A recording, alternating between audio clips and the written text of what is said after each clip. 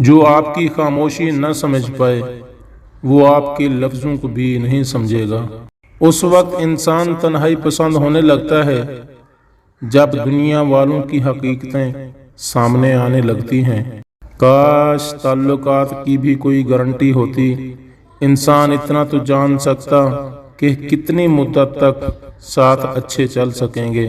جن لوگوں کے دل میں مکافات عمل کا خوف ہو وہ لوگ کبھی کسی کا برا کرنے سے پہلے 1000 بار سوچتے ہیں۔ مت اداس ہو اتنا کسی کے لیے، تم کسی کے لیے جان بھی قربان کر دو گے تو لوگ کہیں گے اس کی عمر ہی اتنی تھی۔ جو منافقت کی سیڑھیاں چڑھنا شروع ہو جاتا ہے اس کو جھوٹ کی عادت ہو جاتی ہے۔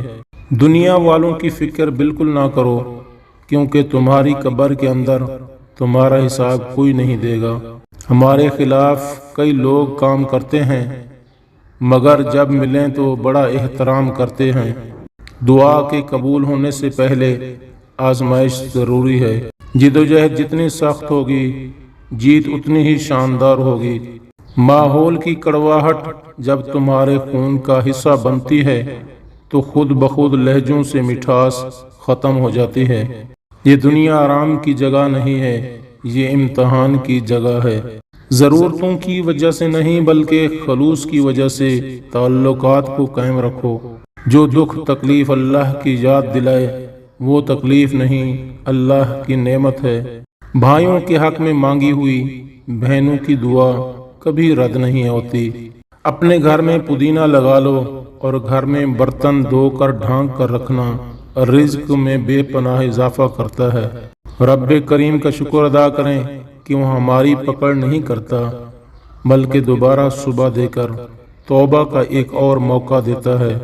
جو مزہ معاف کر دینے میں ہے وہ بدلہ لینے میں نہیں ہے۔ رشتے تعلقات بدلنے کا کیا رونا، وقت تو انسان کی اپنی شکل تک بدل دیتا ہے۔ اپنی بہنوں بیٹیوں کے گھروں سے پانی کا گلاس بھی نہ پینے والوں، بیٹیوں کو جہیز نہیں جائیداد سے حصہ دو، کیونکہ جہیز دینا ہندوانہ رسم اور جائیداد سے حصہ دینا رب کریم کا حکم ہے۔ کوئی بلا وجہ تم سے دشمنی اختیار کر لے تو یہ جان لو کہ تمہارے اندر ضرور کچھ ہے جو سامنے والا حسد کا شکار ہے۔ جب تمہیں غلطی کا احساس ہو تو فوراً معافی مانگ لو، کیونکہ زندگی ہر بار شب برات تک پہنچنے کا موقع نہیں دیتی۔ اپنے ہاتھ کے ناخن جلا کر راکھ کر لیں اور اپنی بیوی کو کسی چیز میں ملا کر کھلا دیں۔